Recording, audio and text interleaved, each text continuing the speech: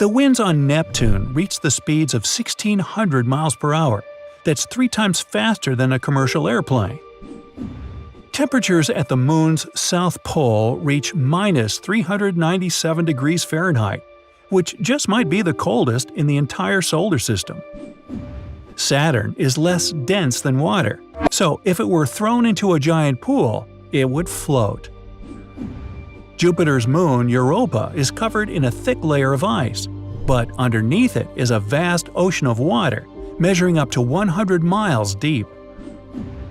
Water ice was previously thought to be rare and only common for Earth, but it can, in fact, be found all over the solar system, even on Mercury and the Moon. Saturn's magnificent rings are a belt of space debris that formed after one of its moons fell apart. Jupiter, Neptune, and Uranus also have rings, although not as splendidly as Saturn's, and even some asteroids have them too.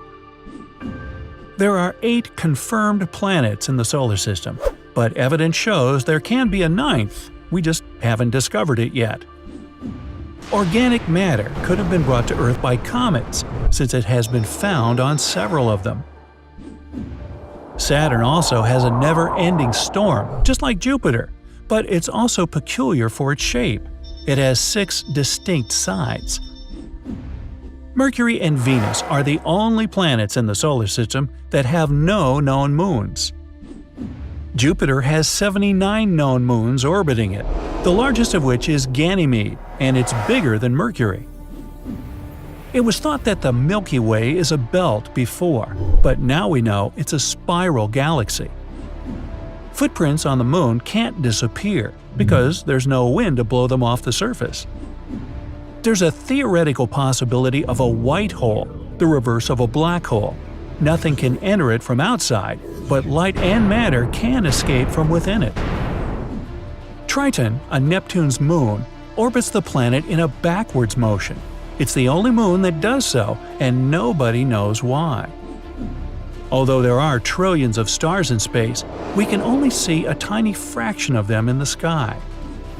Charon, Pluto's moon, is half the size of its planet, which is why Pluto orbits a bit around a spot outside its own axis. All the objects in space, including planets, interstellar dust, and whole galaxies, comprise just about 4% of the universe. The rest is dark matter and dark energy that can't be seen and isn't fully understood. TRES-2b is a planet where night never ends. And it's not your regular night with stars shining in the beautiful skies. Here it's pitch dark and scorching hot. TRES-2b is a gas giant, roughly 1.5 times more massive than Jupiter, and its surface absorbs light better than charcoal. It might also have a faint dark red glow because of its burning air, which is as hot as fresh lava. Lovely. In the star system of 55 Cancri, there are 5 planets, 4 of which are gas giants similar to Jupiter and Saturn. But the 5th one, or rather the first because it's closest to the star, is different in a most horrible way. 55 Cancri e is so close to its sun that half the planet's surface is a literal ocean of molten lava. The other half is in eternal darkness because it never sees the sun. The planet is always turned to its star on one side, and between the scorching and the dark, there's the twilight zone, a thin strip of gloomy nothingness. HD 189377b, I'm not going to say that again, is the only exoplanet in the orbit of its star, and at first glance it looks quite pretty, blue and white swirls making up wondrous patterns on the surface. But these pleasant colors actually come from hard silicate particles in the planet's atmosphere, which means it rains glass here. But the worst is that winds reach the speed of 5,400 miles per hour, or almost Mach 7. Well, for comparison, the fastest wind speed on Earth was 254 miles per hour, over 20 times less. Thus, the glass falling from the sky travels horizontally at hypersonic speeds, shredding everything in its path. The next system, whose name I won't even try to pronounce, this one, has 3 exoplanets, which are all being slowly destroyed by their own star. It happens because that star is not a regular. It's a pulsar, a rapidly spinning core of an exploded star. It creates powerful electromagnetic pulses in several directions while rotating at several thousand times per second. As a result, the planets orbiting this deceased star are slowly being eaten away and will eventually disappear entirely. Kepler-70 is a hot blue dwarf star that exploded into a red giant some 18 million years ago. At the time, it was orbited by at least 2 planets, the closer of which was a Jupiter-like gas giant. Its name was Kepler-70b, and it still exists, but the overgrown star consumed it and transformed it into a blazing hot rocky world. Right now, it's one of the hottest planets ever discovered. Its temperature is higher than the surface of our Sun. It was lucky to survive spending time inside the star, but it's evaporating now and will probably be no more in the near future. There are 6 Mars exploration missions on or around the red planet at the moment. Does that mean that Mars is inhabited by robots? The little green men aren't saying. If the Sun was the size of a front door, our planet would be the size of a nickel. In other words, the Sun could fit more than 1 million Earths. Moon rocks have a super slow erosion rate, about 0.04 inches for every 1 million years. That's why the Apollo astronauts' footprints left on the Moon are likely to stay there for 10 to 100 million years. Jupiter's moon, Io, is 4.5 billion years old, almost as old as the planet itself. It's one of the very few bodies in the solar system with active volcanoes. And these volcanoes are powerful enough to produce spectacular views that are later captured by Earth's telescopes. Oh, by the way, Io is named after a legendary maiden who was loved by the Greek god Zeus. In the myth, Zeus turned her into a heifer in an attempt to hide her from his jealous wife Hera. Wow, so the cow did jump over the moon? Oh, I think we could use some more cowbell. Okay, enough of the cows. Back to space. A neutron star gets born after a supernova collapses. After birth, it rotates extremely fast, about 60 times per second. But this rate can sometimes grow up to 600 times per second. Makes me dizzy. Space isn't supposed to be black. There are stars everywhere. Shouldn't they light everything up around? You don't see stars wherever you look because some of them haven't existed long enough for their light to reach Earth. Another one of Saturn's moons, Iapetus, has a unique two-tone coloring. The difference between the satellite's 2 hemispheres is impressive. One of them is light and the other is eerily dark.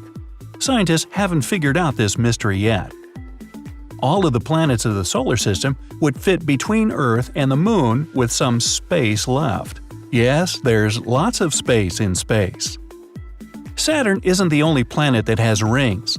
Gas giants Uranus, Neptune, and Jupiter have rings of their own, but they are thin and almost impossible to see. NASA can convert plasma waves, radio waves, and magnetic fields into audio tracks and listen to what's happening in space. They record all kinds of intriguing sounds, from beeps to ambulance-like howls. At the same time, space itself is an eerily silent place. There are some sound waves and vibrations, but people can't perceive them. The star's core takes up to 25% of its entire radius. Inside, gravitational forces create incredible temperatures and pressure, which makes hydrogen fuse into helium. This layer has a temperature of 27 million degrees Fahrenheit, give or take. All that energy moves to a zone called radiative. It takes on average 170,000 years for the energy to get all the way from the core to the next convective zone. There, bubbles of hot plasma float upward and end up at the sun's surface. That's where a visible 300-mile-thick layer starts. This gassy zone, and don't I know about gas, is called the photosphere. It gets heated to 10,000 degrees and consists of granules, cells of plasma 600 miles in diameter each. Moving further, we get to the crown. That's the star's thin atmosphere. It's getting hotter again, with temperatures reaching 3.5 million degrees, so we'd better not linger. The smallest of all the 4 inner planets, Mercury is just 3,000 miles at the equator. It's also the second densest planet, topped only by Earth. Mercury has a massive metallic core. It takes up almost 85% of the planet's volume. Its core contains more iron than any other planet of the solar system.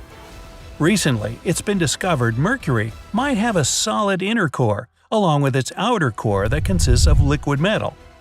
The planet's outer shell is composed of a rocky mantle and solid crust, which is just 250 miles thick.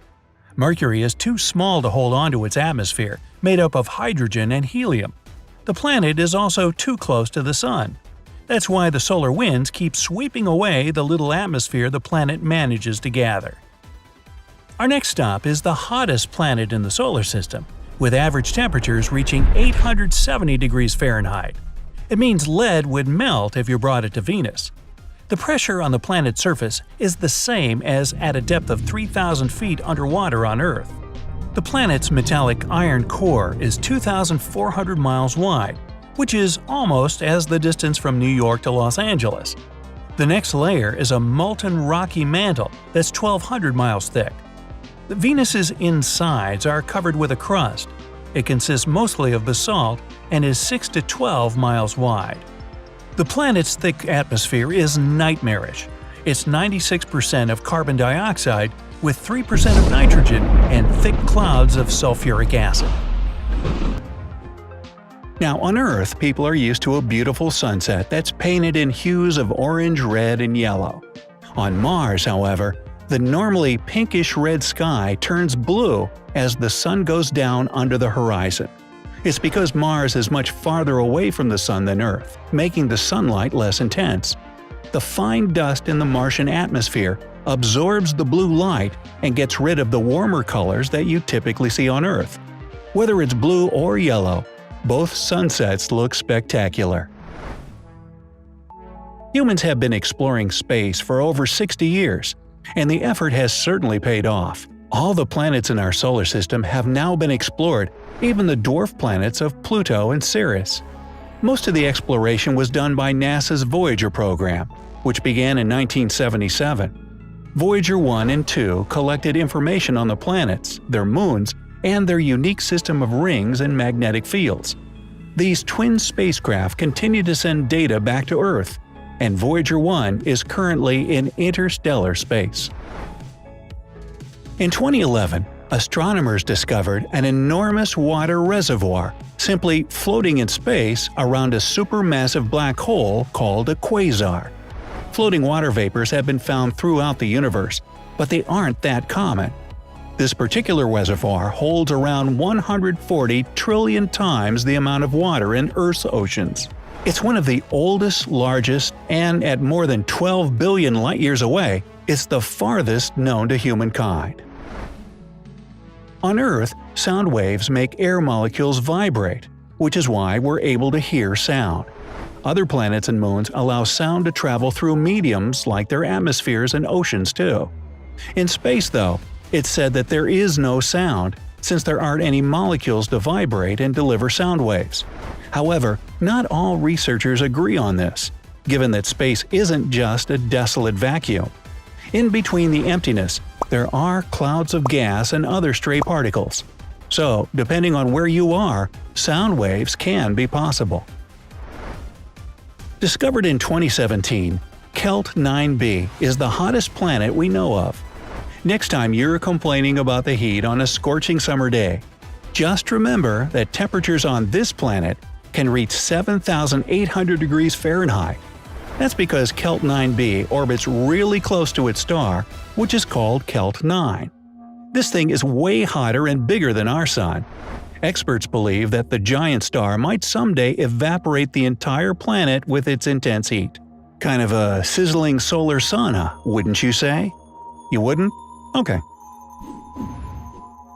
One moon day is equal to about 29 days on Earth. It takes that long for the sun to cross the lunar sky.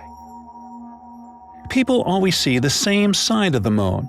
The Earth's gravitational field makes the moon spin around its axis slower, That's why it takes the Moon the same time to rotate around its axis as to orbit around the Earth. It was only in 1959 that people could finally see the other side of the Moon, thanks to a photo taken by the Russian spacecraft Luna 3. The other side of the Moon is more mountainous than the one we see from Earth. It can be explained by the Earth's gravity, which made the crust on the visible side of the Moon thinner.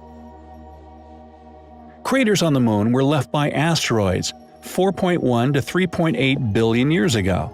They're still visible only because geological changes on the Moon aren't as active as on Earth.